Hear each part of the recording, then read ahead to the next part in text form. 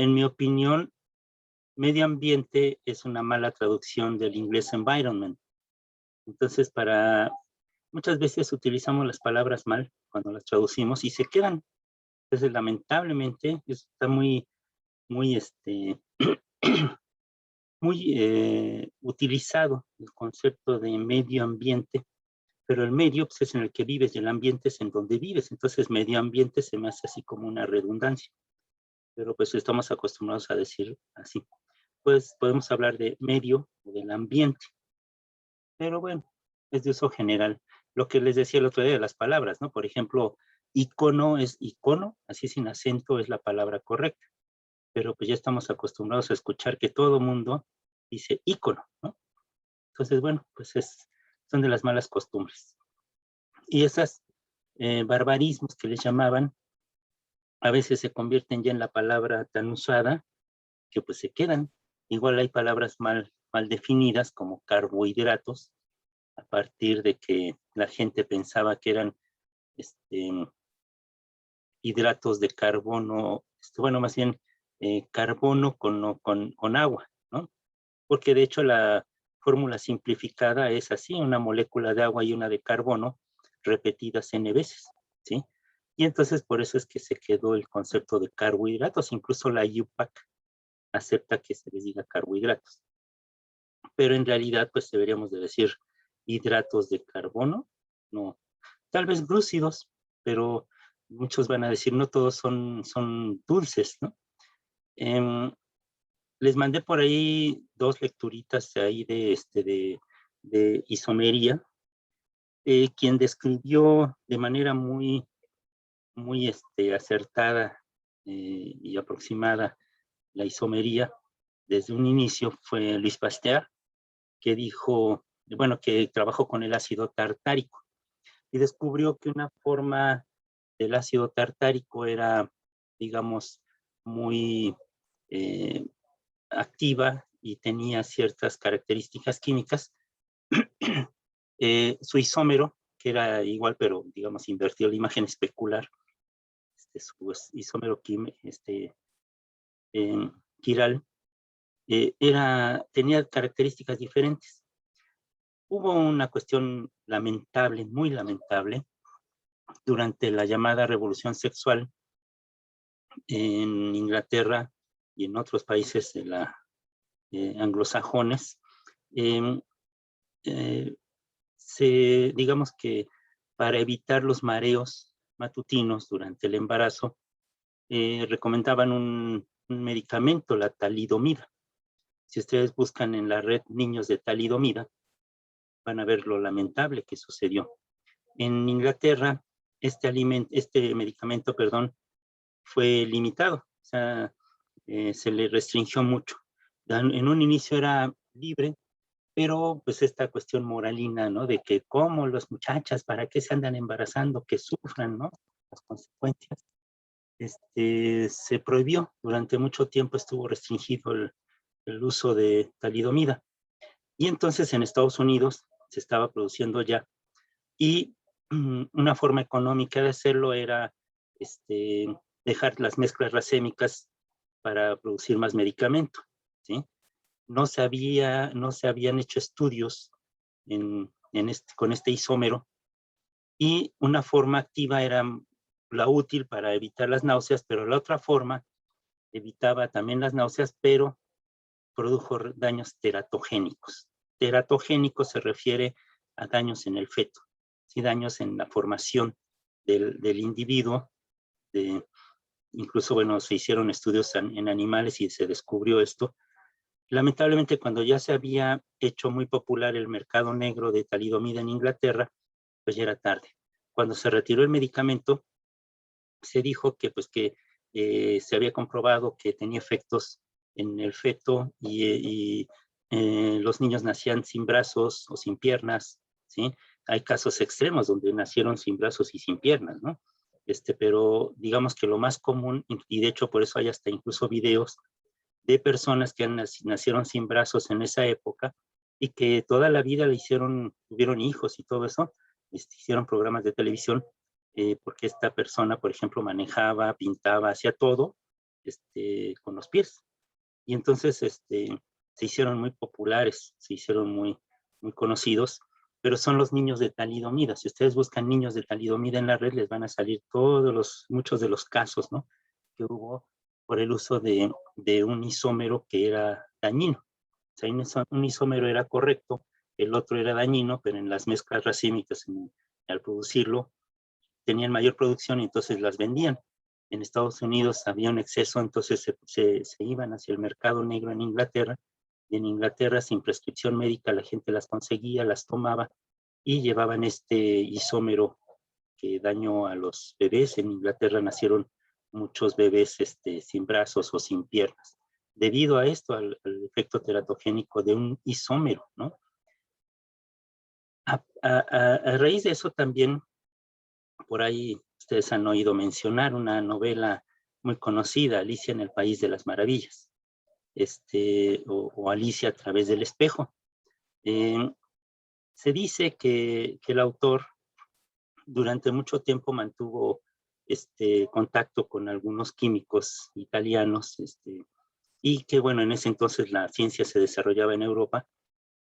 Muchos de los que escribían y empezaban a hablar sobre los isómeros, pues descubrieron, por ejemplo, que los azúcares, algunos llamados, conocidos como glúcidos o carbohidratos, eran dulces, pero sus isómeros eran todo lo contrario. O no sabían o eran totalmente amargos, ¿no? Y entonces a él se le ocurrió la idea de cómo sería un mundo del otro lado del espejo. Y entonces digamos que la isomería inspiró esta novela. Se dice que es Luis May Alcott, ¿no? Creo, ¿quién es el autor de Alicia a través del espejo? Se dice que él,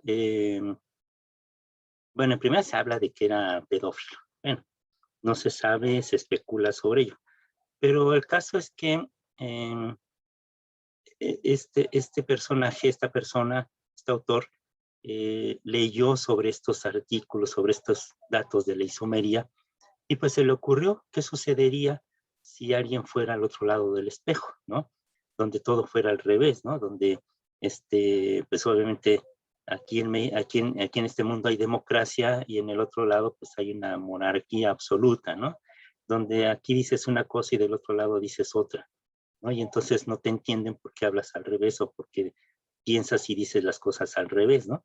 Y entonces, bueno, una de esas características es que lo que comías del otro lado, pues era totalmente amargo. La miel, el dulce, todo eso del otro lado eran totalmente lo contrario a lo que son aquí en este lado del espejo. Y bueno, vienen esas especulaciones a raíz de un hecho conocido científico que es la isomería. Bueno, ya estamos 18, vamos a comenzar. Y bueno, esperemos que se sumen los demás al rato. Vamos a compartir la pantalla. Voy a intentar tener eh, el video, digo, la pantalla al mismo tiempo. Por si las dos, vamos a cerrar las cámaras para que no nos vaya a causar mayores problemas. Y voy a tratar de aumentar la pantalla total, pero si no se ve bien, entonces les voy a decir, por favor, les voy a pedir que me digan para poder desconectar. Ok, entonces comenzamos. Voy a intentar entonces ponerme en modo... Ay, se hizo...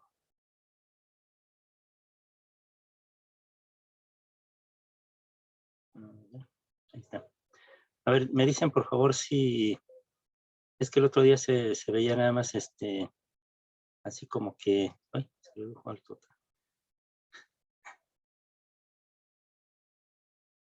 Creo que el otro día teníamos problema con la visión, la visibilidad de la presentación. Entonces que me digan por favor si lo están viendo completo. Creo que ya me sacó. No. Me apareció la pantalla aquí. No, parece que tuvimos ese problema.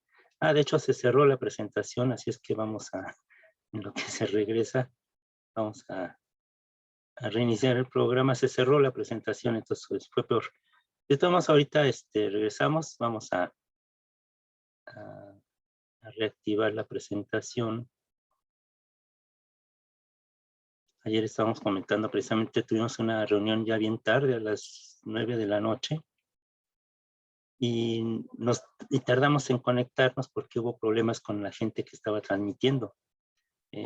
Tenemos un proyecto con la SEP, y entonces son cursos a distancia que se le van a instruir a la gente que está trabajando, ¿no? Profesores, sino administrativos y gente de supervisión de la SEP, y están en el sindicato, ¿no? El CENTE. Y entonces, ayer nos convocaron a una reunión muy extensa en la noche, porque es el horario en que todos los tutores pueden, ¿sí? Los tutores de los cursos, pues son gente de diversas funciones, que la mayoría somos trabajadores en la UAM.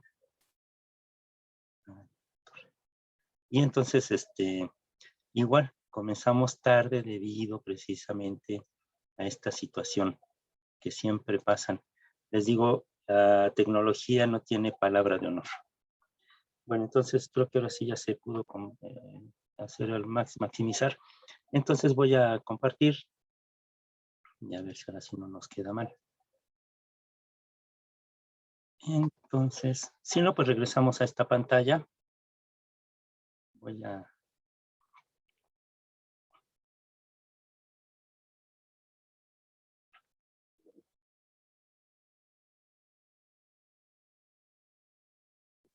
Entonces nada más les pido si me dicen si están viendo pantalla completa. Se ve bien. ¿Sí se está viendo? Sí, se está viendo. Ay, casi no los oigo. Déjenme subir el volumen. Que además el volumen está muy, muy bajito. Ahí sí, ya vi. Entonces, ahora sí, por favor, díganme si estaban viendo pantalla completa. Sí. ¿Sí? Bueno, ahí va de nuevo, a ver si ya funciona. ¿Ahí está? Sí, ya. Ah, bueno, ya. Bueno, entonces, comenzamos. Bueno, la biosfera, si ustedes, por ejemplo, han visto estas imágenes que nos envían la gente que está en la estación espacial, ahora sí que en la termósfera, ¿no? La parte ya externa de la atmósfera. Si han visto, se ve el borde de la Tierra y se ve una pequeñísima capita como color azulosa, ¿no? En la pantalla, ¿no? Esa pequeñísima capa, así tan pequeñita y tan delgadita, pues es la biosfera, ¿sí? Es el sitio, ¿no? Digamos, la capa tan delgada de aire, ¿sí? Tierra y agua, ¿no? Que es capaz de sustentar la vida, ¿sí? Abarca apenas unos 10 kilómetros de altitud, y bueno, obviamente hasta lo más profundo de los océanos, donde se han descubierto profundidades cercanas a los 11,000 metros, ¿no? Las Aleutianas y en las Islas Marianas, se han descubierto fosas muy profundas donde solamente llegan robots, ¿no? Donde hay gente que se ha atrevido a bajar hasta esa profundidad, arriesgándose a que su artefacto, su submarino se colapse, ¿no? Y ellos también, hacen una especie como de tanquecitos, como de burbujas súper blindadas, súper resistentes, y bueno, bajan a miles de metros, ¿sí? de profundidad. Pero bueno, esa sería, digamos, la capa donde, donde se da la vida, el manto de vida, dice ahí, que cubre la Tierra, ¿no? Esta sería la biosfera. Bueno, en esta zona la vida obviamente depende de la energía radiante del Sol y de la circulación del calor y los nutrientes esenciales. El Sol es el responsable de las corrientes de aire, ¿sí? Por la cuestión de la convección. El aire caliente, ¿sí? Tiende a subir y el aire frío a bajar. Y por eso, bueno, por ejemplo, los globos aerostáticos se pueden elevar porque calientas el aire, y entonces, como es más ligero, tiende a subir, ¿sí? Y el aire frío empuja hacia abajo. De hecho, en los atardeceres, casi al anochecer, hace más frío en la parte baja de la Ciudad de México que en la parte alta, porque el aire está bajando, el aire frío, ¿sí? Y después el aire que estaba caliente de la ciudad tiende a subir. Estas corrientes de aire pues son la responsabilidad del sol, ¿no? Por el calor, ¿no? Como calienta la tierra, pues provoca estas corrientes. Y también las corrientes marinas, ¿sí? Por la cuestión de que el agua fría que está en la superficie tiende a bajar, ¿no? Y el agua caliente el agua más fría, perdón, el agua más fría del fondo del mar tiende a subir y el agua caliente a bajar. Y entonces se provocan estas corrientes del mar. De lo que es responsable la luna es de las mareas, ¿sí? La atracción que ejerce la luna sobre la Tierra, que también es considerable. De hecho, tenemos un satélite extraordinariamente grande comparado con los tamaños que tienen los satélites de otros planetas. Si ustedes se fijan, por ejemplo, Marte tiene unas rocas ahí amorfas que parecen papas gigantes que son sus satélites. Seguramente son grandes meteoros, ¿sí? Grandes cometas, meteoritos, perdón, que fueron atrapados por la atracción de Marte y quedaron ahora ya como sus satélites. En el caso de la Luna, no. La Luna y la Tierra se ha demostrado que se formaron al mismo tiempo y muy probablemente fue porque eran dos planetas muy parecidos en tamaño que chocaron, ¿sí? En el inicio de la formación del sistema solar chocaron y ese choque colosal provocó que se formara un anillo alrededor digamos, de la masa más grande de aglomerado que dio origen a la Tierra, y ese anillo que quedó alrededor de restos de este choque, pues dieron origen a la Luna.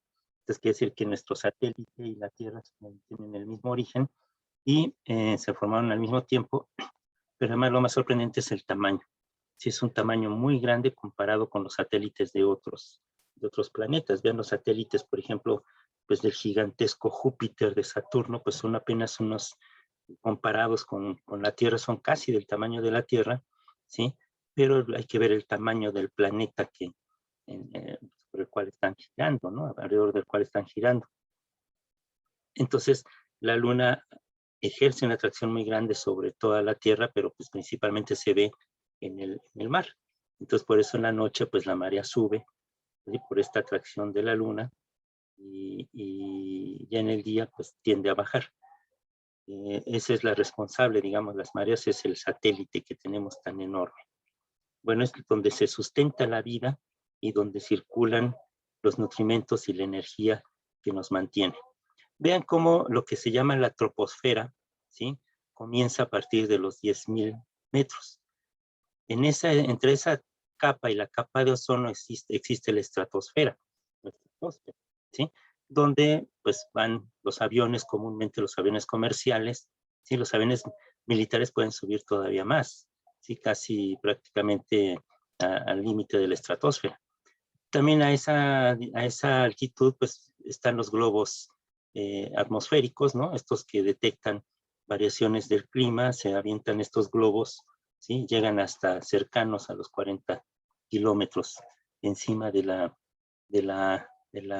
Tierra. Lo que sigue después, bueno, es esto azul, es la capa de ozono, ¿sí? Es la capa de ozono, que es la que nos protege de la radiación directa del Sol. Otro rollo es la cuestión electromagnética, ¿no? La gran masa de material muy, muy conocido como estas llamaradas solares, ¿no? La radiación solar, una parte muy considerable, sobre todo la radiación ultravioleta, es retenida por la capa de ozono. Y a partir de ahí comienza la mesosfera, o la mesósfera, ¿sí? La mesósfera está entre los 50 y los 80 kilómetros de altura, y después de estos 80 kilómetros ya está la termósfera, ¿no? O termosfera. Vean las variaciones de temperatura. Por ejemplo, a nivel del suelo, pues tenemos temperaturas, ¿no? Más o menos entre 20, 30, 40 grados, o menos 10, menos 20, pero digamos que en un promedio, digamos, estamos en unos 20 grados. Pero ya cuando subimos a lo que es la troposfera, llega esta temperatura a ser cercana a los menos 60 grados.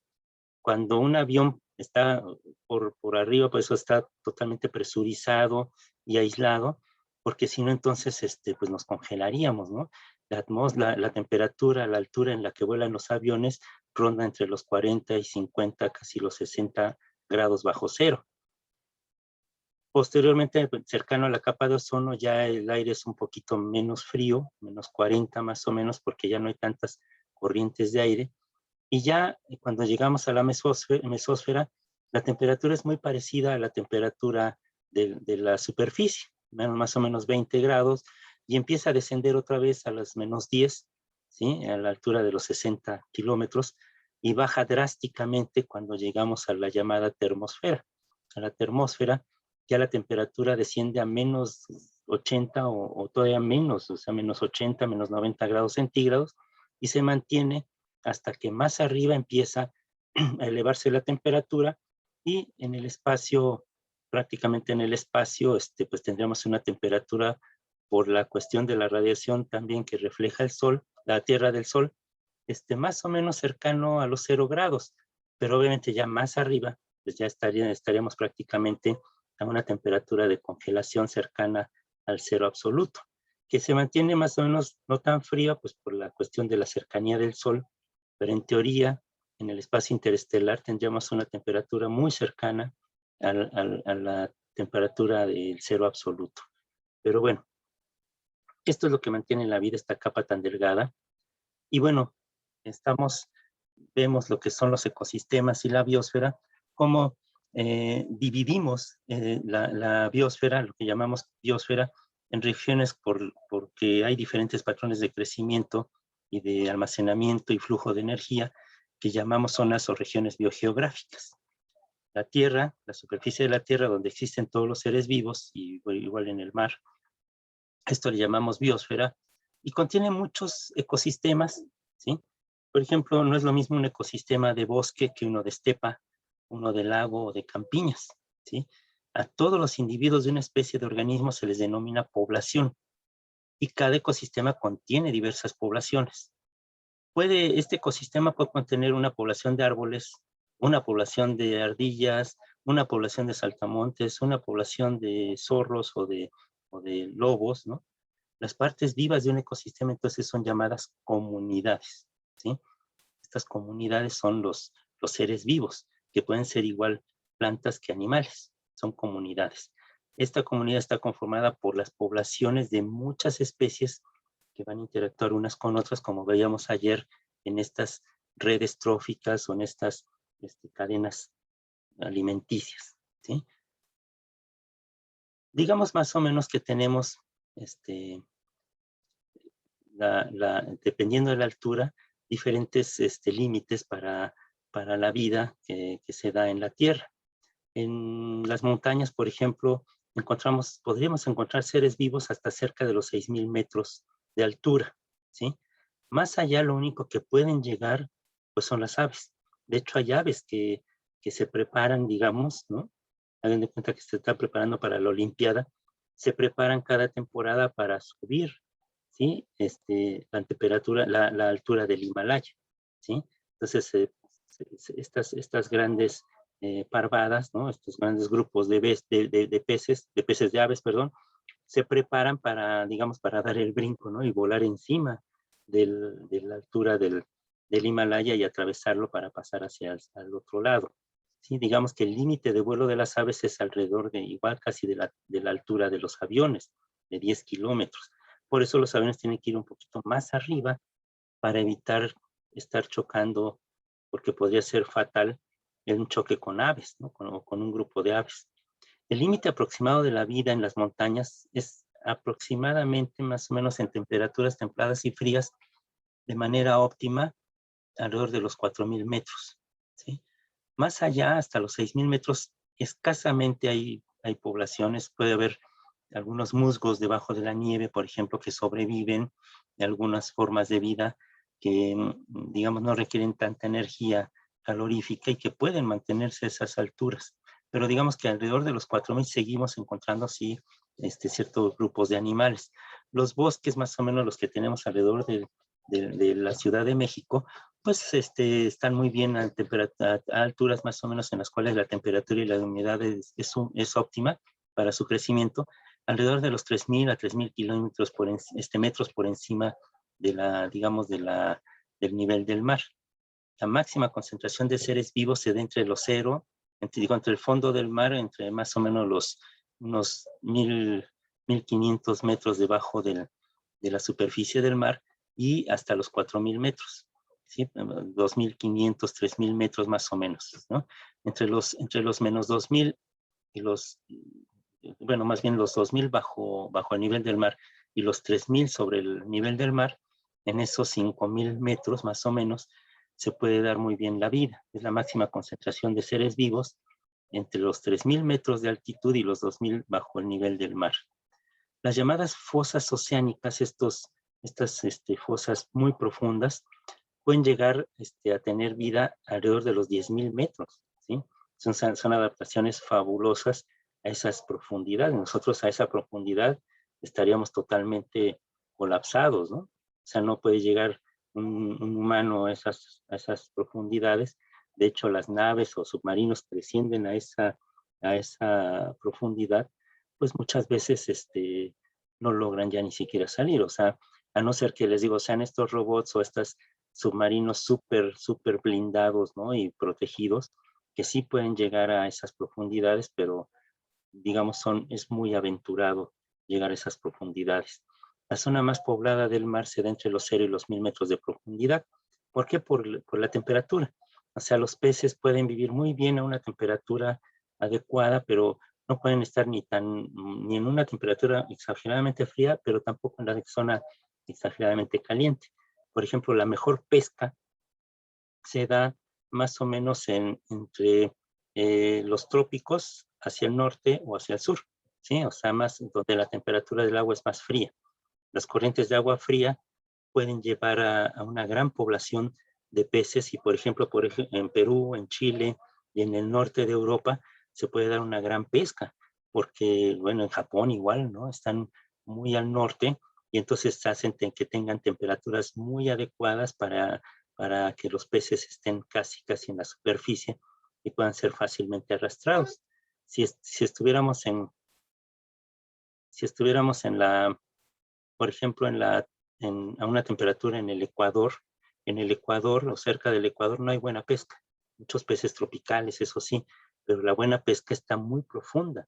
Entonces no es algo muy rentable que digamos. Sí, hay unas especies que son características de esas partes, pero obviamente se da en donde hay corrientes de agua fría, donde hay zonas propicias para que pueda haber buena pesca, o se tienen que adentrar mucho los barcos para poder tener buena pesca. Por lo general, la buena pesca, excelente pesca, se da al norte y al sur de los trópicos, ¿sí? Al norte me refiero al trópico de Cáncer y al trópico de Capricornio, ¿sí? Muy al norte en el Ártico o muy al sur cerca de la Antártida. Podríamos clasificar a la biosfera en regiones y se emplean diferentes enfoques. Son los biomas, por ejemplo, los ecosistemas. Otra cosa por la cual podemos, digamos, clasificar las regiones sería por la energía y los nutrientes que circulan, y otra pues podría ser obviamente por los desequilibrios que se pueden dar. Las grandes unidades de vegetación les llamamos formaciones vegetales, ¿sí? Los ecólogos europeos los llaman formaciones vegetales, entre ellos Odum, Margalef, ¿no? Y los biomas son conocidos así por los de la América del Norte, ¿no? En Estados Unidos, y la literatura en inglés por lo general habla de los biomas, ¿no? Cuando se refiere a plantas, y los europeos principalmente les llaman formaciones vegetales. La principal diferencia entre ambos términos es que los biomas incluyen también la vida animal, ¿sí? Los grandes biomas, no obstante, reciben el nombre de formas dominantes de vida vegetal, ¿sí? Por ejemplo, si principalmente hay árboles o coníferas, ¿no? Se les llama, pues es un bioma de bosque, ¿no? O de bosque templado, por ejemplo, cuando hablamos de caducifolios, quiere decir que en una parte del año tienen hojas y en el otro caen todas las hojas, ¿no? Pero entonces estos biomas, curiosamente, pues de todos modos le dan en parte la razón a los ecólogos europeos, se tienen el nombre de la forma dominante de vida vegetal, porque es lo que más se ve, lo que más abunda. Entonces, a estos biomas finalmente terminamos dándoles nombres que tienen relación con la vida vegetal. Y entonces tenemos, bueno, bajo la influencia de esta latitud, la elevación y los regímenes asociados de humedad, temperatura y flujo de materia, los biomas terrestres varían geográficamente de los trópicos del Ártico e incluyen diversos tipos de bosques, praderas, montes bajos y desiertos, ¿sí? Entonces, por ejemplo, en esta parte de África, por ejemplo, toda esta parte es desierto, ¿sí? Esta parte también es muy desértica, el desierto del Gobi en China, ¿sí? Y hay zonas, por ejemplo, de bosque o de alta densidad de selva, ¿sí? Entonces, aquí por el color, si ustedes se fijan, por ejemplo, Europa, y eso es muy importante cuando vemos la historia de la alimentación, Europa es una zona sumamente árida, ¿sí? No tiene muchas tierras propicias para el cultivo. Por eso cuando descubrieron América y descubrieron la papa, pues fue algo fabuloso, porque la papa se adapta este, a cualquier tipo de suelo y a cualquier cantidad de suelo. O sea, las papas son súper versátiles, se dan en prácticamente cualquier lugar. Y entonces por eso el descubrimiento, por ejemplo, de la papa y todas estas especies resistentes fueron muy adecuadas para estos conquistadores europeos. Quiere decir que también el hambre, ¿sí?, obligaba a estos países a ser tan bélicos porque buscaban tierras donde hubiera cultivos y tratar de tener alimentos accesibles, ¿sí? Entonces no es de gratis este ímpetu conquistador, ¿no? Lo vimos desde los griegos, los romanos, todos ellos, pues trataban de apoderarse de terrenos más fértiles donde pudieran tener alimentos accesibles que les pudieran brindar a estos imperios, ¿no? Estos biomas incluyen también las comunidades de aguas dulces en los ríos asociadas a corrientes, lagos, ríos, estanques, humedales, ¿sí? Los medios ambientes marinos, que algunos ecólogos también consideran biomas, comprenden el océano abierto, las regiones de los litorales, donde hay aguas poco profundas, las regiones bentónicas, donde el fondo del océano, donde el agua es más profunda, y las costas rocosas, como es el caso de Europa. Si ustedes se fijan en Europa, igual el norte de Europa, pues es puro, puro acantilado, no tienen grandes cantidades de playas, ¿no? Los estuarios, ¿sí?, donde hay una gran cantidad pues, de vida marina, y las llanuras mareales asociadas. Por ejemplo, muchos de la comida, ¿no?, del norte y sur de España, pues está mediada por las almejas y todas estas formas de vida asociadas a las mareas, ¿no? Sube la marea, se alimentan estos animales que están fijados a las rocas, se baja la marea y se esconden, digamos, se protegen, y bueno, el humano ha logrado aprovechar estos animales para su propia alimentación. Entonces vean cómo la alimentación está dada por estas condiciones climáticas tan importantes. Un ecosistema, el ecosistema fue un término acuñado por el ecólogo británico Sir Arthur George Townsley, que acuñó el término en 1935 de ecosistema para realizar el concepto de que cada ecosistema es un todo integrado. Sin embargo, fue hasta los años 60 más o menos en que esto cobró conciencia en la población, debido a un libro muy importante que, que, que se publicó, se llamó La primavera silenciosa. Más adelante vamos a ver algo sobre la autora, pero bueno, existía ya el concepto de ecosistema, pero a la gente no le importaba, no le interesaba en demasía. Fue en los años 60 cuando empezó a haber algunas crisis que la gente tomó conciencia de esto, sobre todo relacionado pues, con el DDT, por ejemplo, los herbicidas. Después vino la Revolución Verde y un montón de cosas asociadas a la alimentación que llevaron a la gente a entender, a saber de este concepto que son los ecosistemas. Un sistema es un grupo de partes que están conectadas, ¿sí? Vamos a ver en la teoría de sistemas, por ejemplo, y que estos están conectadas y trabajan juntas. La Tierra está cubierta de cosas vivas y cosas inertes que interactúan formando sistemas, ¿sí? Nosotros dependemos del suelo, ¿sí? Para los cultivos, ¿sí? Y a su vez, nosotros cuando desechamos o cuando morimos, nos reintegramos a este suelo o a esta materia, flujo de materia, para regresar, digamos, lo que nosotros teníamos a su entorno original, que es la tierra, ¿no? La materia inerte. A esto le llamamos entonces ecosistema. Es un sistema ecológico que contiene cosas vivas, como por ejemplo árboles, animales, y cosas inertes como son el agua, los nutrientes, el suelo. Un sistema es un conjunto de partes interdependientes, ¿sí? Entonces, que van a funcionar como una unidad y requiere entradas y salidas. Y por eso en el flujo, en estos diagramas de flujo, ¿sí? Hay esquemas donde se ve lo que es una entrada, lo que es una salida, y cómo al final todo tiende a tener una especie de salida total donde la suma de las partes, donde se suman las partes y se ve cómo interactúan en el camino, ¿sí? En el camino de entradas hasta la salida hay unas partes intermedias donde hay una interacción muy importante y donde cada uno depende del otro. Las entradas al ecosistema son la energía solar, ¿sí? El agua que circula o que cae o que está presente, el oxígeno que está formando parte del aire, el dióxido de carbono, que es el que ayuda a fijar nutrientes por parte de las plantas en la fotosíntesis, el nitrógeno que forma la mayoría de la atmósfera del aire que respiramos, ¿sí? Por eso el color de la Tierra es azul, por más del 77, 78% del aire que respiramos es nitrógeno. Lo que utilizamos es el oxígeno, pero hay una gran concentración de nitrógeno, pero nosotros nos hemos adaptado a sobrevivir gracias a la presencia de oxígeno.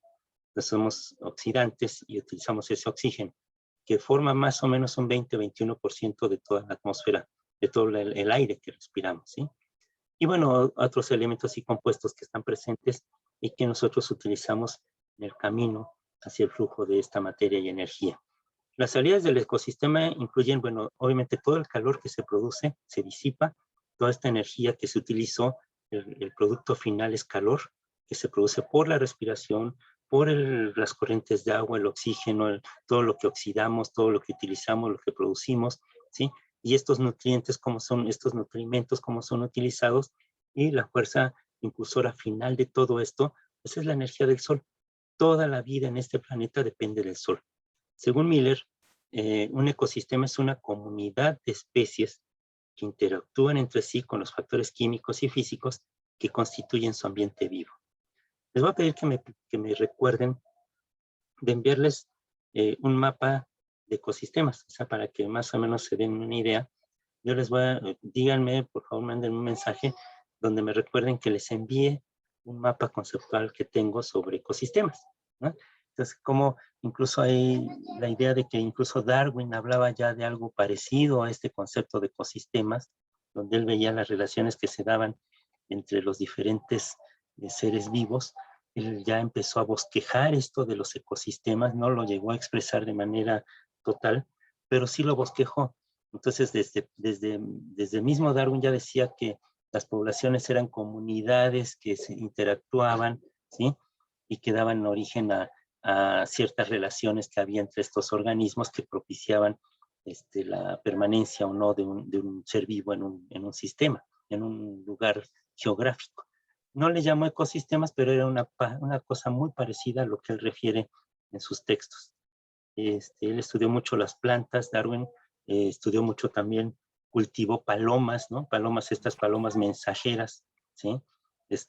Tuvo muchas intereses, ¿no? Se interesó también cómo crecía el esqueleto, por ejemplo, cómo se mantenía. O sea, hizo un montón de estudios, por ejemplo, hizo un estudio muy interesante sobre calcular la edad. No sé si ustedes conocen un monumento druida, que es una cuestión, una como especie de templo, ¿no?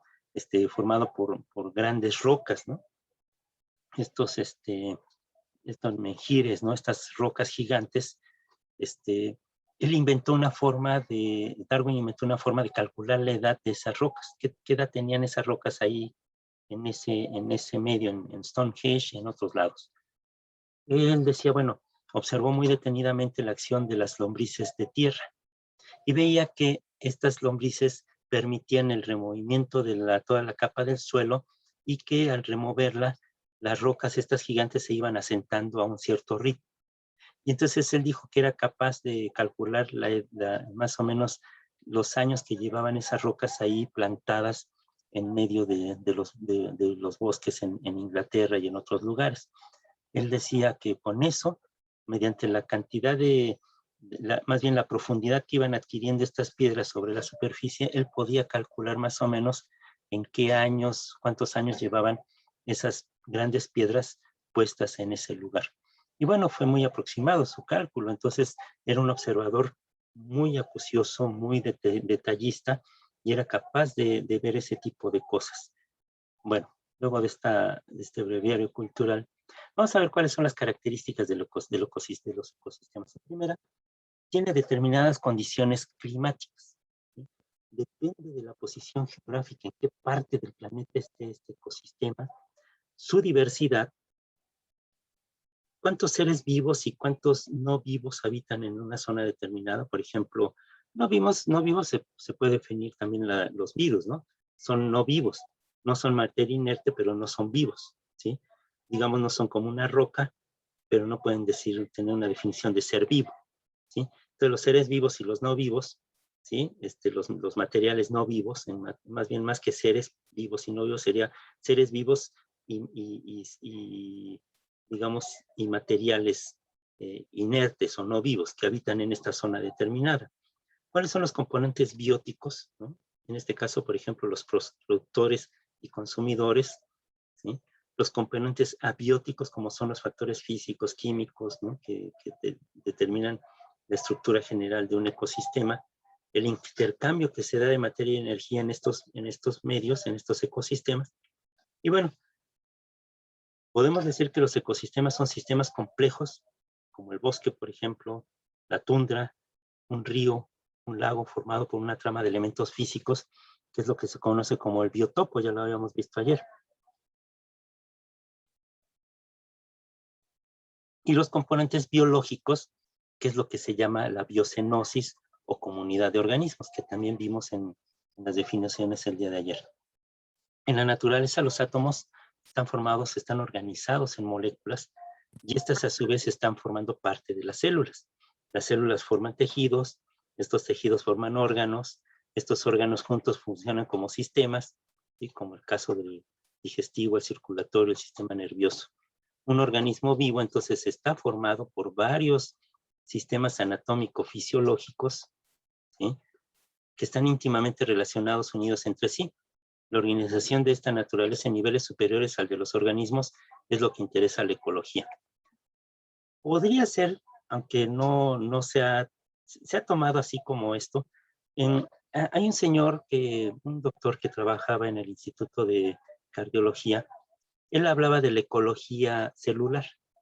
Y bueno, era mucho aplicar esta parte de la ecología al sistema de la célula, ¿sí?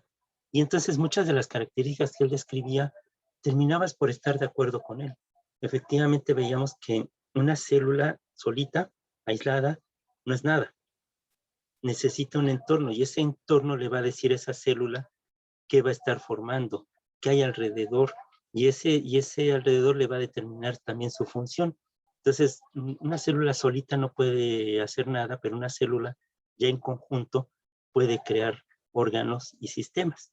Entonces, bueno, la organización de la naturaleza en niveles superiores es lo que interesa a la ecología, pero hay gente que ha tratado de estudiar a la célula y a los órganos, ¿sí? A los grupos de células, aplicando las formas de estudio de la ecología.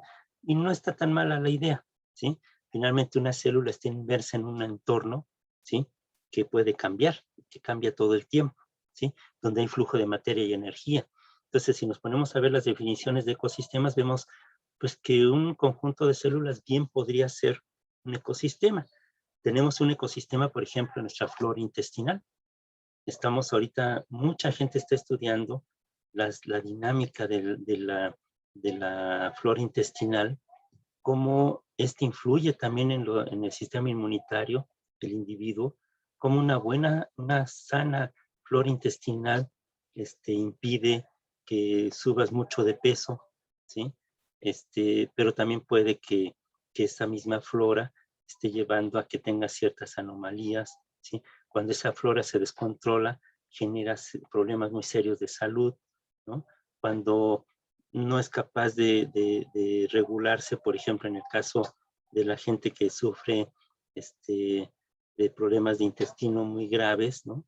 Se forman bolsas, digamos, y esas bolsas almacenan materia que no debería estar ahí, se debería de haber desechado, y pueden llegar a reventarse y provocar graves problemas, llevar incluso a la muerte a un individuo por un desarreglo en la flora intestinal.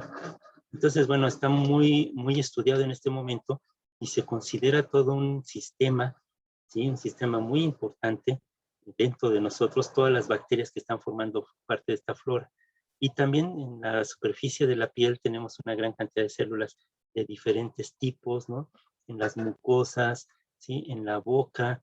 Entonces, hay gente que está estudiando, aplicando la teoría de sistemas y los ecosistemas al estudio de las bacterias, cómo interactúan para permitirnos tener una vida saludable, ¿sí? En el propio organismo. Bueno, ¿cómo se organizan? ¿Cómo estamos organizados en la naturaleza? Los organismos viven en poblaciones, ¿sí? Que se estructuran en comunidades. Ya habíamos visto, las moléculas se organizan, chocan, se juntan, se separan, pero brindan energía para mantener y constituir las células. Esas células a su vez forman tejidos y estos tejidos forman órganos, estos órganos sistemas, y estos sistemas pues seres, organismos, ¿sí? El concepto de ecosistema es más amplio que el de comunidad porque incluye además el ambiente no vivo, con todas las características de clima, temperatura, variaciones, ¿no? Sustancias químicas que están presentes, cuáles son las condiciones geológicas. Les digo, hay un estudio muy importante que se hizo en Estados Unidos. Se descubrió que todo un bosque estaba sentado en una roca gigantesca, así como tipo Nueva York, ¿no? Nueva York es una isla, Manhattan, que prácticamente es una gigantesca roca, ¿sí? Hay un afloramiento, por ejemplo, en Central Park, hay unas rocas gigantescas en medio que son parte de este afloramiento, pero en realidad toda la isla es una especie de roca gigantesca. Bueno, esta gente descubrió que este bosque estaba sentado sobre esta roca y se les ocurrió que, bueno, podían calcular el grosor de la capa de suelo, sacar una parte, un transecto y estudiar cuántos seres vivos había en un metro cuadrado, ¿no? Estudiarlo, analizarlo. Y entonces dijeron, bueno, ¿cuáles son las entradas de esta gran roca que sustenta todo un bosque? Bueno, el río que fluía, cuánta materia llevaba ese río, cuánta arrastraba, cuánta se quedaba, de dónde venía toda esa materia bajando de los montes, por ejemplo, cómo había ido formando el suelo. Y entonces todo esto se les dio una idea de cómo calcular toda la biomasa que se producía. Y esto fue a raíz de un grave problema que hubo en Brasil. Ustedes no vivían todavía, pero en los años 60, 70, Sudamérica era una guerra constante de golpes de Estado. Se elegía un presidente, no le gustaba a los del ejército y lo tiraban y ponían a un soldado, a un generalote de presidente. Triunfaba otra vez la gente, la democracia, volvía a haber elecciones, llegaba otro gobernante, pero ese gobernante tampoco le gustaba a la oligarquía católica y a los grandes empresarios y sobre todo al ejército, y los volvían a tumbar, ¿no? Y entonces hubo una cantidad increíble de regímenes militares en Sudamérica, Centroamérica y Sudamérica, durante muchos años auspiciado, pues por quién saben, por quién imaginan, por Estados Unidos, ¿no? Sus intereses comerciales se veían amenazados y entonces instruían a estos generales para que dieran golpes de Estado. Estos soldadotes pues tomaban decisiones alejadas totalmente de la democracia y de la gente, y tomaron decisiones terribles, ¿no? Un soldado de estos, un general de estos, presidente de Brasil, concesionó una gran parte de la Amazonia, que era el pulmón, es el pulmón, uno de los pulmones principales de la Tierra, a una empresa, ¿sí? Este empresario, este ricachón que tenía muchísimo dinero, compró una parte de la selva. Y entonces leyó este señor en algún lugar que las cícadas, unas plantas muy parecidas a la piña, tienen un alto rendimiento de pulpa para producir papel. Y entonces dice, ¿dónde hay terreno para cultivar? Y tontamente se le ocurre decir, pues la selva, ¿no? La selva, debo decirles que no es muy adecuada para sembrar. Sí se ve muy verde y todo eso, pero lo verde en la selva es en el follaje, no en el suelo. Muchas plantas, incluso en el suelo, desarrollan una especie de adaptación de hojas gigantescas para poder captar la poca luz que se filtra a través del follaje, ¿sí? Entonces, lo que hay en la selva es el follaje. En el suelo hay muy pocos nutrientes y muy poco suelo porque las lluvias arrastran todo. Y entonces hay plantas que están adaptadas a una rápida absorción de agua y nutrientes. ¿Por qué? Porque está circulando el agua todo el tiempo. ¿Qué sucede? La capa de suelo en la selva es muy pobre, muy delgada, ¿sí? Si llevamos animales, por ejemplo, ya hemos visto los desastres en Tabasco, ¿no? Se apisona el piso, se hace totalmente estéril la selva y entonces nos quedamos sin selva, sin árboles y eso sí, con un montón de vacas ahí pastando, ¿sí? Que han llevado a desastres climáticos muy graves en esa parte, sobre todo en Tabasco. Un río Grijalva que es totalmente impetuoso y gigantesco, ¿sí? Que ya no tiene nada que lo detenga. No hay selva que lo detenga, entonces llega totalmente al torrente y ven las inundaciones que se provocan. Bueno, este señor le dijo al generalote, este presidente brasileño, le dijo, véndeme miles de hectáreas de la selva. ¿Para qué? Pues para tener mucho dinero y yo te voy a dejar una parte a ti, sus moches, ¿no? Y entonces este señor se le hace bien fácil decir, pues miren, va a venir el desarrollo, este señor va a hacer que crezca la economía, ya saben, los discursos de siempre, ¿no? Y entonces se le concesiona una gran parte de la selva a este señor, ¿sí? Y entonces este señor llega y con sus maquinotas tira todos los árboles, prepara el terreno, siembra y fracasa, ¿sí? No funcionaron estas plantas que requerían muchos nutrientes, mucho tiempo para crecer y mucho suelo. Entonces fue un fracaso total. ¿Qué hizo este señor? Dijo, pues ni modo, perdí aquí, pero voy a ver dónde más gano, ¿sí? Pero mientras la tierra sufre, mientras el país entero sufre la pobreza, ¿no? Y entonces los soldados pues ya se fue, finalmente lo derribaron, lo tumbaron, lo cambiaron por otro, y ya, se acaba la historia. Pues no, la historia sigue. Este, eh, estos estudiosos se les ocurrió ver cuánta biomasa se podía producir en un ecosistema como como esta gran roca que sustentaba este bosque. Y entonces empiezan a hacer el análisis detallado de cuántas especies, cuántos animales, cuánto pesaban esos animales en total, cuánto las plantas, cuánto los animales que entraban y salían, entraban, dejaban su popó y se regresaban, dejaban y entre sus orines y se limitaban otros insectos. Entonces, toda esta interrelación fabulosa lo dejaron, ahorita les voy a mostrar.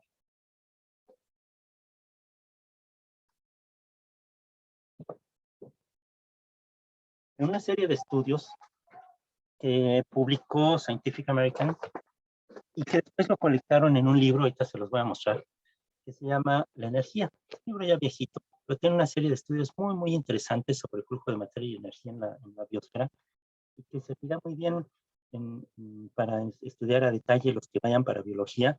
Les voy a recomendar ampliamente que busquen estos trabajos clásicos, ¿no? En la revista Scientific American.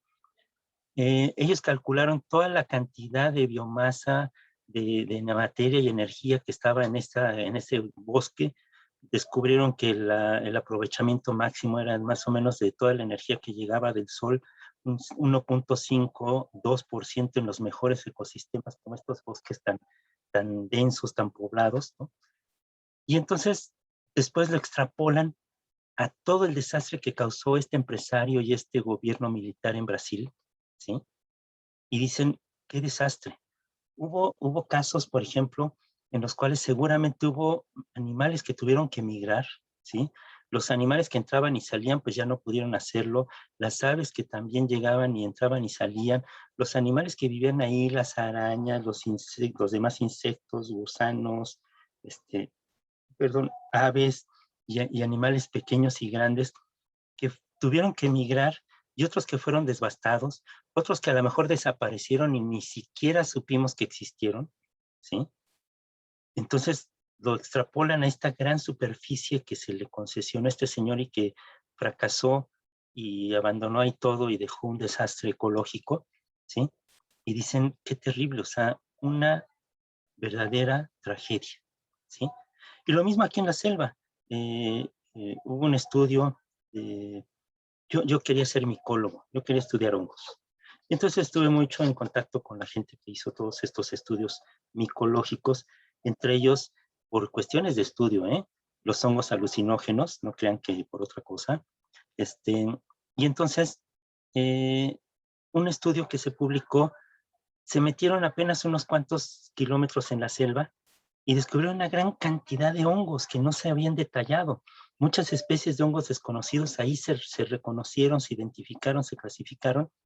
Y la reflexión que hacían al final era, nos estamos acabando la selva, estamos acabando con un montón de especies que a lo mejor ni siquiera nos enteramos que existieron, ¿sí?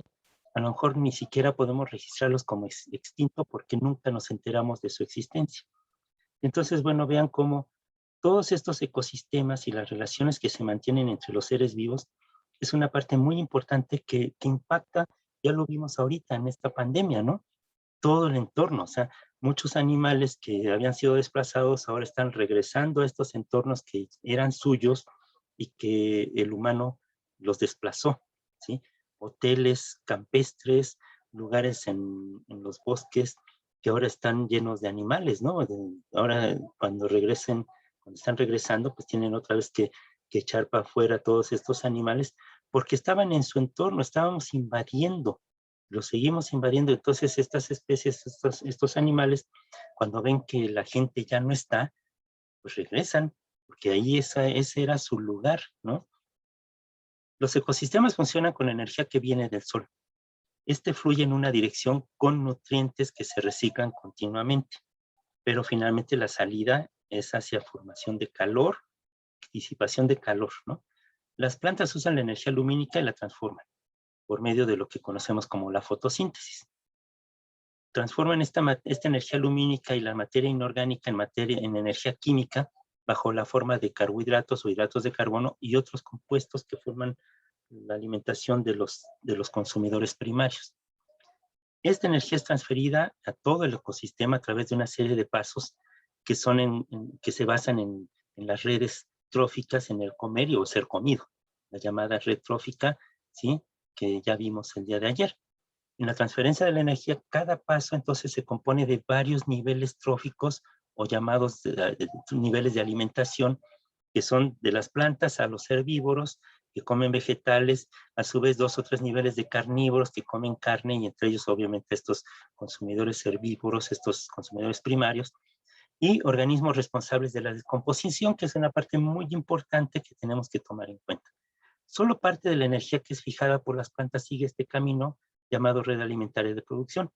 Vamos a ver cómo mucha de la energía que se produce en los ecosistemas se disipa, se pierde y no se utiliza. La materia vegetal y animal no utilizada en esta red, como las hojas caídas, las ramas, las raíces que no vemos, los troncos de los árboles, los cadáveres de los animales que ahí mueren o que son comidos en una parte y se queda la demás a expensas de los descomponedores, dan sustento a toda una red alimentaria de la descomposición, ¿sí? Ahí juegan su parte muy importante las bacterias, los hongos y pequeños animales, generalmente invertebrados, los insectos, ¿no? Que se alimentan de materia muerta y la convierten en fuente de energía para ellos y para también mantener todo este flujo de energía y materia en la red alimentaria de producción. Enriquecen los suelos, ¿no? Lo reciclan el suelo, lo ventilan, lo airean, ¿no? Y de este modo la naturaleza aprovecha al máximo la energía inicialmente fijada por las plantas que es muy pequeña en comparación con toda la energía que nos llega del Sol. En ambas redes alimentarias el número de niveles tróficos es limitado debido a que en cada transferencia se pierde gran cantidad de energía, como el calor de la respiración, que esta energía deja de ser utilizable porque es un calor, una energía que ya no podemos utilizar y tampoco se puede transferir al siguiente nivel trófico. Se pierde, se disipa. Así pues, cada nivel trófico contiene menos energía que el que le sustenta y debido a esto, por ejemplo, en ciertos, los ciervos o los alces que son herbívoros son más abundantes que los lobos, ¿sí? Que son carnívoros. Y entonces por eso es que, bueno, hay una gran cantidad de alces que también tienen que ser regulados su población y va a ser regulado por la cantidad de alimento disponible.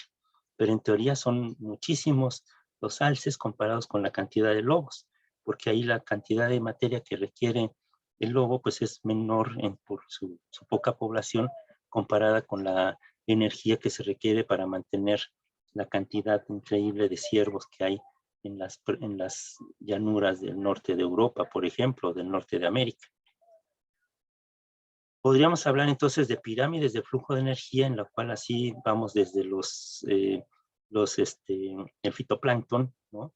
Hacia los organismos microscópicos, que son estos fitoplancton que son productores, y los primeros consumidores, que son estos copépodos y pequeños crustáceos que comen estas algas, ¿no? Microscópicas, se alimentan de ellas, son estos primeros productores, que es el fitoplancton, y los primeros consumidores, que es el zooplancton, que incluso es lo único que comen, por ejemplo, estos krills, las ballenas, ¿no? Las ballenas jorobadas. Estos sirven de alimento para otros animales del plancton ya más grandes, ¿no? Que son, por ejemplo, pues estas larvas de erizo, larvas de pez o algunos dinoflagelados, ¿no? Que a su vez permiten alimentar a peces y grandes moluscos, y estos peces y grandes moluscos son comidos pues por tiburones o por aves, ¿no? Que comen peces, ¿no? Y nosotros, bueno, sembramos con el guano o el excremento que producen las aves, por ejemplo, enriquece el suelo y generamos cultivos, o también cultivamos animales, criamos animales de granja, que son alimentos que se alimentan con harina de pescado y de otros organismos marinos. Durante mucho tiempo Perú tuvo una industria, un auge muy grande, porque vendía harina de pescado a Europa, ¿sí? En Europa se producían el ganado, se enriquecían su alimento con estas harinas, ¿sí? Pero finalmente, bueno, los organismos de cada piso, perdón, de la pirámide se alimentan de los del piso inferior, ¿sí? El hombre es el gran consumidor, ¿sí? Y es finalmente el que muchas veces está en el pico de la pirámide, ¿sí? En la cúspide de la pirámide.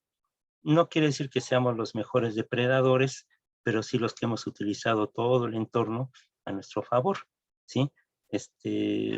Muchas veces no somos necesariamente una especie fuerte, somos una especie que se ha adaptado muy exitosamente, pero que ha depredado también los sistemas. ¿Cómo funciona un ecosistema? El funcionamiento de todos los ecosistemas es muy similar, ¿sí? Todos necesitan una fuente de energía que, fluyendo a través de los distintos componentes de este ecosistema, mantienen la vida y movilizan el agua, los minerales y otros componentes físicos del sistema. La fuente primaria y principal de toda la vida en el planeta es el Sol. Todos los ecosistemas existen, además, en todos un movimiento continuo de estos materiales y de esta energía. Los diferentes elementos químicos pasan del suelo y el agua, ¿sí? O el aire a los organismos, y de los seres vivos a otros, ¿sí? Hasta que vuelven y se cierra el ciclo cuando son descompuestos, ¿no? Cuando son reintegrados a estos ciclos, al suelo, al aire, al agua o al aire, ¿sí? En el ecosistema la materia se recicla y es un ciclo cerrado, y la energía fluye generando organización en el sistema. Entonces este ecosistema es un ciclo que es cerrado. Por ejemplo, el sistema de cultivo de granjas de peces que hay en China, ¿sí? Donde todo el desperdicio que se produce, tanto de los animales de granja como del humano y de los peces, se vierte en estas pequeñas lagunas, donde esta materia orgánica se recicla, crecen los peces, se les sirven de alimento, ¿sí? Y entonces hay un ciclo cerrado ahí donde tanto los animales de granja como los peces y los humanos pueden mantener un sistema cerrado, ¿sí? Que brinda alimentación para todos y brinda materia suficiente para que se recicle toda la energía y la materia, y se cierra el sistema, se alimenta, se autosustenta. Otro sistema cerrado podría ser el que ustedes veían antes, bueno, donde estaba, ya sí, ya está abierto otra vez, creo, Universum, pero a la entrada había una gran esfera, donde es una esfera que se sella y que tiene plantas, algas, pequeños crustáceos, ¿no? Y está cerrado, o sea, se está constantemente reciclando toda la materia y toda la energía, y el sistema se mantiene cerrado perfectamente, viven, porque el dióxido de carbono producido por todos los seres de esa esfera se recicla para formar más plantas, y el ciclo se mantiene estable durante años, ¿sí? Ahí están las esferas cerradas, es un sistema cerrado. ¿Cuáles son las relaciones alimentarias o ciclos de materia y flujos de energía en estos ecosistemas? Bueno, nosotros podemos estudiar estos ecosistemas analizando las relaciones que se dan a nivel de alimentación o de materia y flujos de energía. Ya sabemos que la vida necesita un aporte continuo de energía que llega a la Tierra desde el Sol y pasa a través de todos los organismos en la biosfera para formando cadenas tróficas. Estas redes de alimentación comienzan en plantas, que son los productores, que captan la energía luminosa con su actividad fotosintética y la van a convertir en energía química, que es almacenada en forma de moléculas orgánicas, como son los azúcares. Las plantas son devoradas por otros seres vivos que forman el nivel trófico llamado de consumidores primarios, que son estos herbívoros. La cadena alimentaria más corta estaría formada por dos eslabones citados, como son, por ejemplo, la jirafa alimentándose de la vegetación, ¿sí?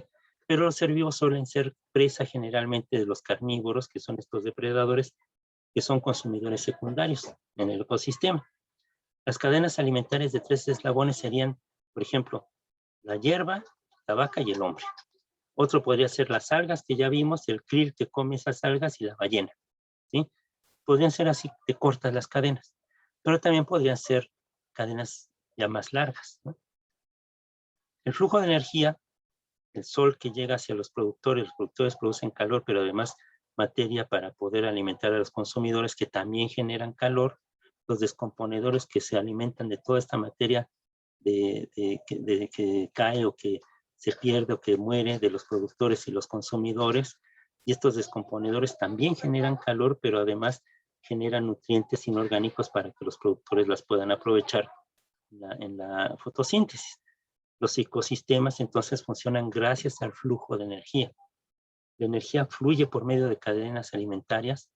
El nivel trófico es la posición respecto a la entrada de energía. Y entonces tenemos, por ejemplo, productores, que son las plantas, consumidores primarios, que son los carnívoros, consumidores secundarios, que son los carnívoros, y los organismos descomponedores. Eso sería una flujo de energía muy, muy simple, de una manera muy sencilla. Ya sabemos que por lo general son redes muy complejas que se dan en los ecosistemas. Bueno, el día lunes vamos a continuar, para ya no cansarlos, con esto de esta charla interminable de los ecosistemas. Podría darnos para estar platicando prácticamente pues, todo el día. Pero bueno, les voy a mostrar este librito, el que les digo. Vamos a quitar esto, se ve muy mal.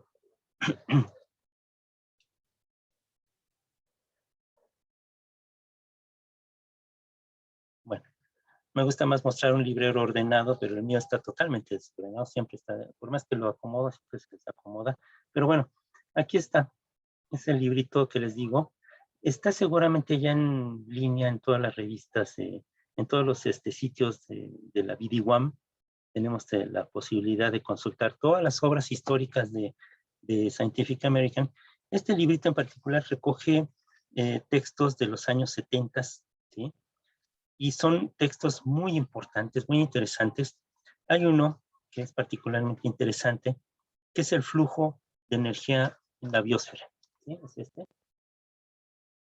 Voy a ver si ya está escaneado por ahí, digitalizado en PDF el documento al final. Los que se interesen, pues a lo mejor les va a gustar, les va a interesar mucho, porque habla precisamente de estos ecosistemas tan eficientes y que muchas veces el humano le ha dado en la torre a todo esto. Entonces, bueno, vamos a ver cómo lo que comemos influye en los ecosistemas de manera muy tremenda. La forma en que comemos y todo lo que comemos puede dar pie a que los ecosistemas se vean tan modificados que muchas veces hay especies que tienden a desaparecer, que hemos extinguido o estamos llevando a la extinción a muchos organismos. Vean lo que está sucediendo en el Ártico, ¿no? Cada vez hay menos superficie helada. Los osos polares, hemos visto osos polares cercanos ya a las ciudades en la desesperación por buscar alimento, ¿sí? Hay ciertos grupos de animales que se han dado al canibalismo para tratar de sobrevivir, otros que han invadido otros nichos ecológicos que no son los suyos, se adaptan muy bien y desplazan a las especies que estaban antes en ese nicho. Y entonces, bueno, nosotros como humanos hemos llevado a muchas especies a peligros de extinción terribles. Entonces, bueno, la próxima semana vamos a tener mucho trabajo porque vamos a resolver todo un cuestionario de manera individual, todo un cuestionario relativo a la fotosíntesis. Vamos a trabajar en equipos un texto que habla precisamente sobre cómo lo que comemos modifica todas las condiciones de los ecosistemas y ha llevado a desastres muy terribles. Y vamos a tener que presentar el próximo lunes, cada equipo va a presentar un primer bosquejo de qué es lo que quiere investigar, qué es lo que quiere averiguar, indagar, ¿sí? Vamos a tener mucho trabajo en estos días siguientes, entonces vamos a ir cada vez más subiendo un poquito más el nivel, ¿sí? No es para espantarnos, es para que se preparen, de que vamos a tener que estar bien de acuerdo en los equipos, ver cómo trabajan. Hay gente que sabe redactar muy bien, hay gente que sabe buscar bien información, algunos de ellos, de ustedes a lo mejor dibujan muy padre, ¿sí? Podrían hacer una presentación como de una historieta, a lo mejor de un tema. Vamos después a avanzar a la parte ya propiamente del metabolismo, entonces vamos a tener que integrar muchas cosas, vamos a tener que ver incluso algunas películas o programas, y vamos a seguir trabajando con los casos. Va a haber un caso muy importante que tiene que ver con una deficiencia respiratoria provocada por una automedicación que tiene que ver con el control del pH. Entonces no vamos a dejar el tema del pH, vamos a seguir abordándolo de diferentes maneras. Vamos a ver el tema de enzimas también, que es un tema muy importante, y lo vamos a complementar con un caso que tiene que ver con una cuestión ética también en una película que vamos a ver, que es muy, muy impactante, porque tiene implicaciones no solamente bioquímicas, ¿no? Y metabólicas y todo esto, sino también cuestiones éticas muy, muy importantes.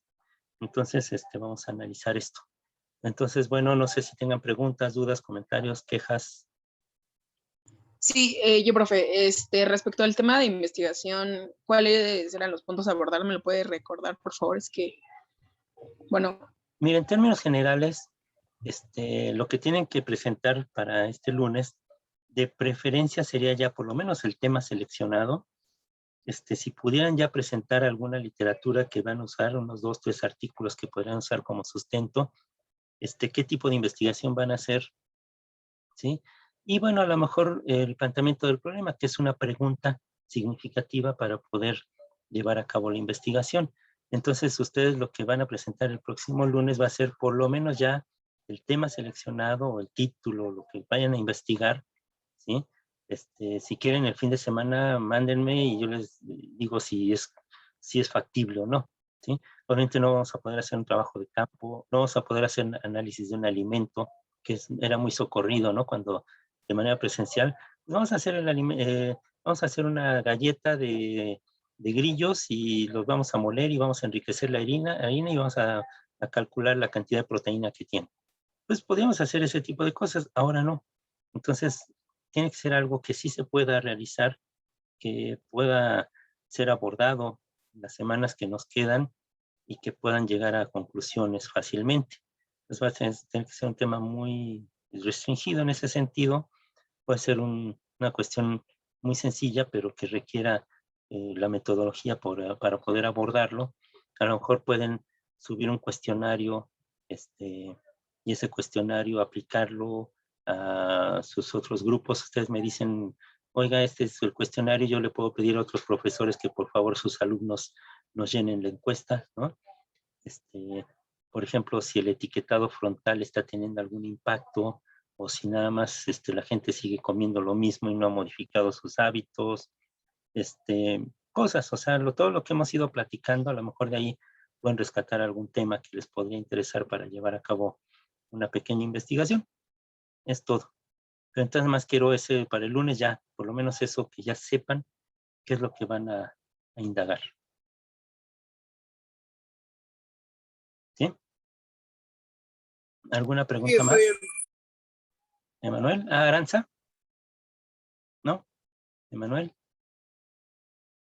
No, solo confirmaba. Bueno, ok. Bueno, entonces, te tomamos cualquier pregunta, cualquier duda, comentario, manden mensaje y pues ya, nosotros les... Profe, sí, Marco. eso que tenemos que entregar, ¿en qué formato tiene que ser? Puede ser en Word, o sea, nada más me presentan un borrador en Word de lo que piensan hacer, el tema, el planteamiento del problema, si acaso, o sea, no les pido ya objetivos y justificación porque todavía no sabemos bien si ese es el tema que van a desarrollar, pero sería un primer bosquejo. De todos modos, si ustedes me comentan el fin de semana, pues yo les puedo decir si es sí o no, y si es sí, pues entonces ya desarrollarlo, por lo menos esta primera es una hojita donde van a leernos, a decirnos al grupo qué es lo que piensan hacer, ¿sí? ¿Qué piensan investigar? Porque a lo mejor incluso el propio grupo nos va a servir para hacer una prueba piloto del cuestionario o aplicar un cuestionario entre nosotros mismos, o a lo mejor, por ejemplo, pedirle a cada integrante del grupo que en su familia midan el índice de masa corporal, su estatura y todo, y hacer una especie de diagnóstico más o menos de las personas que logremos juntar información y poder presentarlo como datos, ¿no? Como datos de lo que del grupo fulano de tal, sus familiares o cercanos, que logramos colectar información sobre ellos, podría ser. O por ejemplo, podría ser algo que tuviera que ver con algún tipo de alimento en particular, ¿sí? Ver el efecto, si efectivamente es un alimento saludable o no, ver el etiquetado a lo mejor de cuáles son las mejores alternativas, ¿no? De algún tipo de alimento, ¿no? O sea, es algo que sea posible realizar, ¿sí? Algo que ustedes sí puedan llevar a cabo y que puedan ponerse de acuerdo como equipo, qué es lo que les gustaría investigar, digamos que en 4 semanas de trabajo intenso, que sería el trabajo para recolectar información, y después sentarse a redactar el informe y presentarlo. Entonces consideren más o menos esos tiempos que nos quedan, más o menos 3 semanas de trabajo muy pesado, de investigación, luego la última semana, de la 4ª semana después de recolección, de elaboración del reporte, ¿sí? Y como al final de esa semana 4ª o la 5ª, después de presentar este primer borrador, ya sería pues ya la presentación de sus hallazgos.